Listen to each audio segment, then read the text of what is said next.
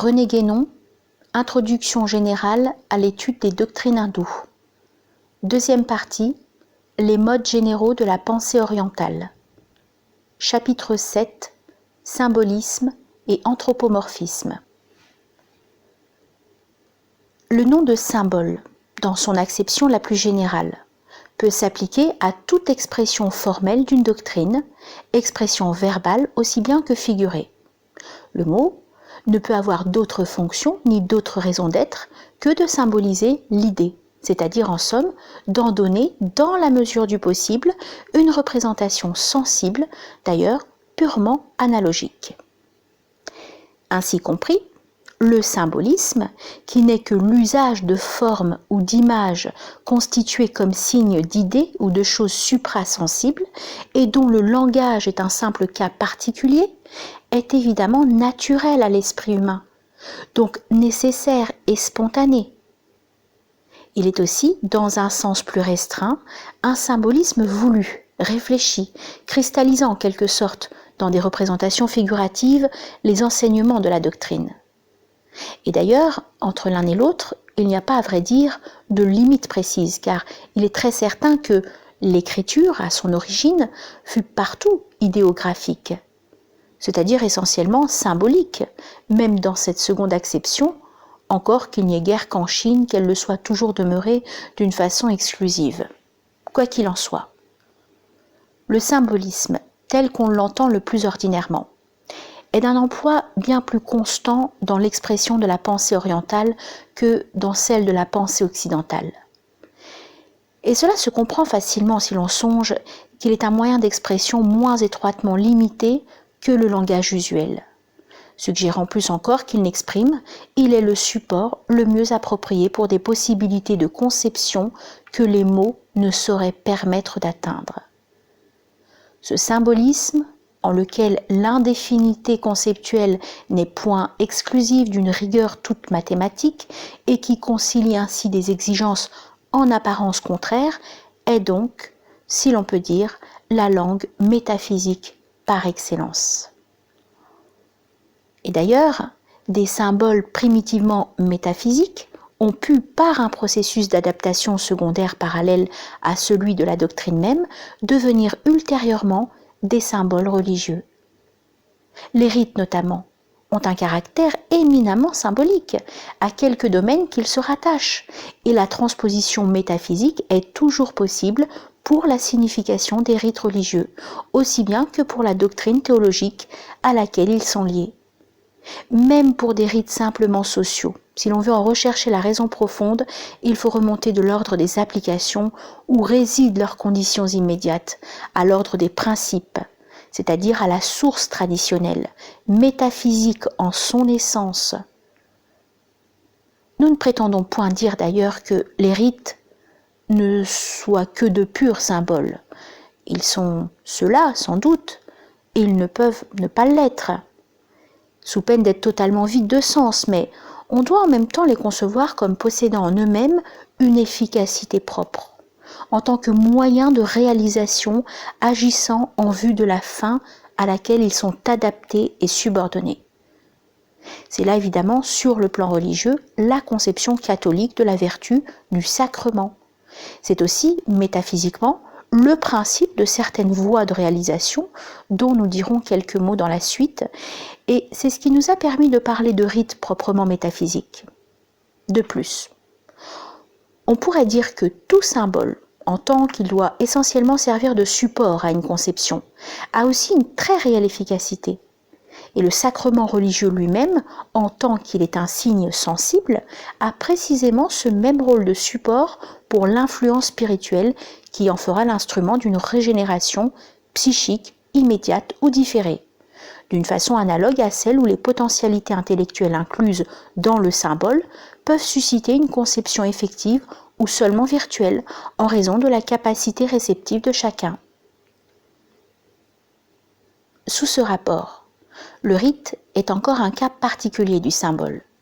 C'est, pourrait-on dire, un symbole agi, mais à la condition de voir dans le symbole tout ce qu'il est réellement, et non pas seulement son extériorité contingente. Là, comme dans l'étude des textes, il faut savoir aller au-delà de la lettre pour dégager l'esprit. Or, c'est là précisément ce que ne font point d'ordinaire les Occidentaux.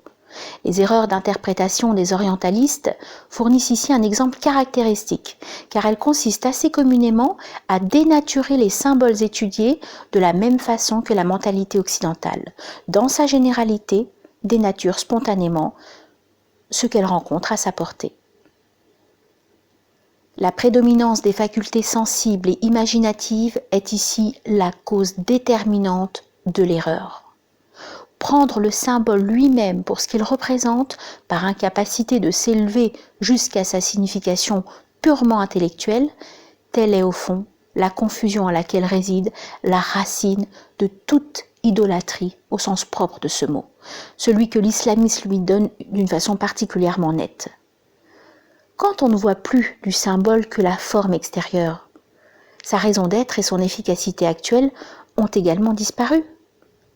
Le symbole n'est plus qu'une idole, c'est-à-dire une image vaine, et sa conservation n'est que superstition pure, tant qu'il ne se rencontrera personne dont la compréhension soit capable, partiellement ou intégralement, de lui restituer de manière effective ce qu'il a perdu, ou du moins ce qu'il ne contient plus qu'à l'état de possibilité latente.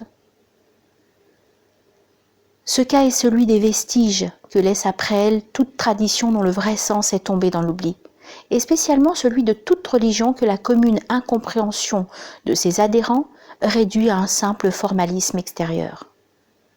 Nous avons déjà cité l'exemple le plus frappant peut-être de cette dégénérescence, celui de la religion grecque. C'est aussi chez les Grecs que se trouve à son plus haut degré une tendance qui apparaît comme inséparable de l'idolâtrie et de la matérialisation des symboles, la tendance à l'anthropomorphisme.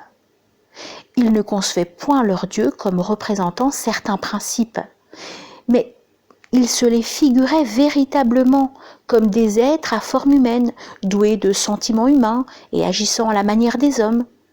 Et ces dieux, pour eux, n'avaient plus rien qui pût être distingué de la forme dont la poésie et l'art les avaient revêtus. Ils n'étaient littéralement rien en dehors de cette forme même.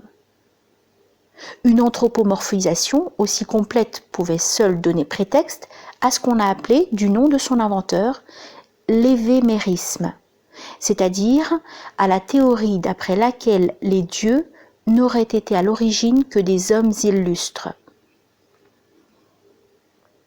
On ne saurait à la vérité aller plus loin dans le sens d'une incompréhension grossière, plus grossière encore que celle de certains modernes qui ne veulent voir dans les symboles antiques qu'une représentation ou un essai d'explication de divers phénomènes naturels, interprétation dont la trop fameuse théorie du mythe solaire est le type le plus connu. Le mythe, comme l'idole, n'a jamais été qu'un symbole incompris. L'un est dans l'ordre verbal, ce que l'autre est dans l'ordre figuratif. Chez les Grecs, la poésie produisit le premier, comme l'art produisit la seconde.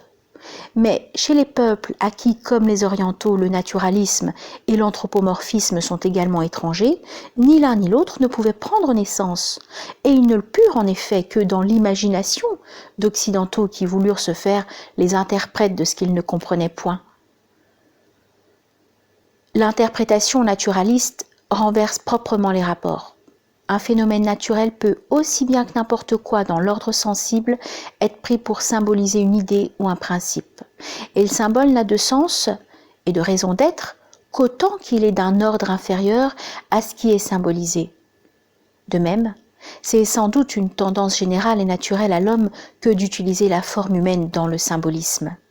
Mais cela, qui ne prête pas en soi à plus d'objections que l'emploi d'un schéma géométrique ou de tout autre mode de représentation, ne constitue nullement l'anthropomorphisme, tant que l'homme n'est point dupe de la figuration qu'il a adoptée. En Chine et dans l'Inde, il n'eut jamais rien d'analogue à ce qui se produisit en Grèce, et les symboles à figure humaine, quoique d'un usage courant, n'y devinrent jamais des idoles. Et l'on peut encore noter à ce propos combien le symbolisme s'oppose à la conception occidentale de l'art. Rien n'est moins symbolique que l'art grec, et rien ne l'est plus que les arts orientaux. Mais là où l'art n'est en somme qu'un moyen d'expression et comme un véhicule de certaines conceptions intellectuelles, il ne saurait évidemment être regardé comme une fin en soi, ce qui ne peut arriver que chez les peuples à sentimentalité prédominante. C'est à ces mêmes peuples seulement que l'anthropomorphisme est naturel. Et il est à remarquer que ce sont ceux chez lesquels, pour la même raison, a pu se constituer le point de vue proprement religieux.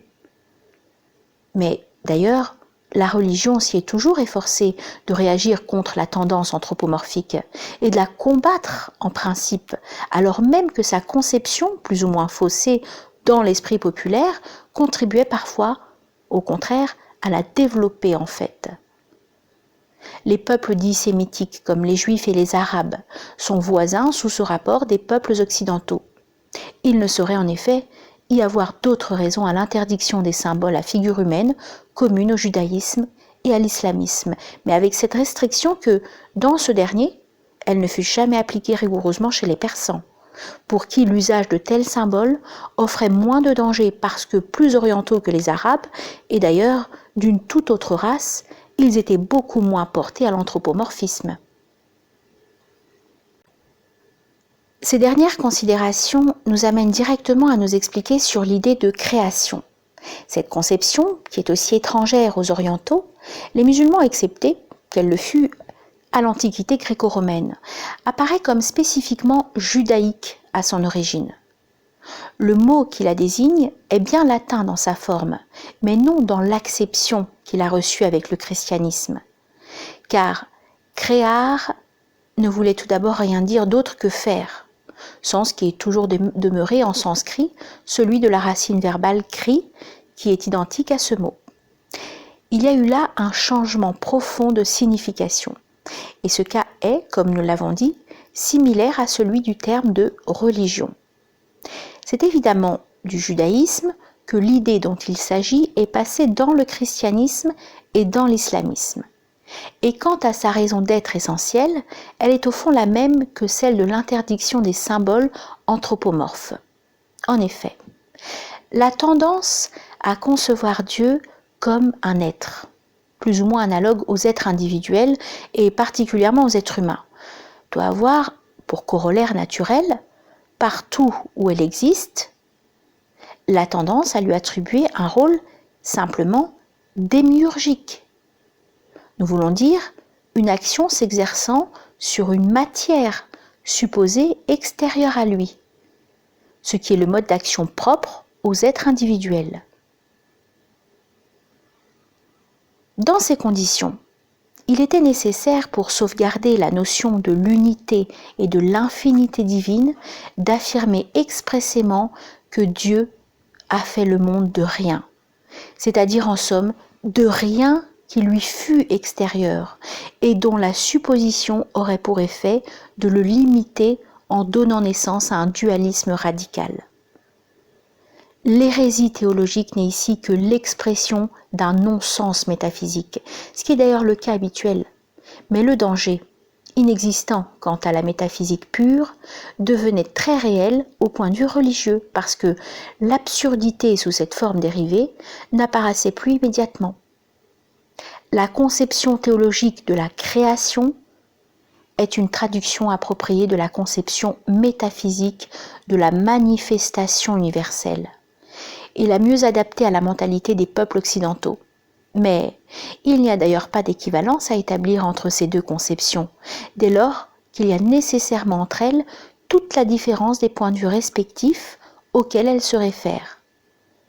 C'est là un nouvel exemple qui vient à l'appui de ce que nous avons exposé dans le chapitre précédent.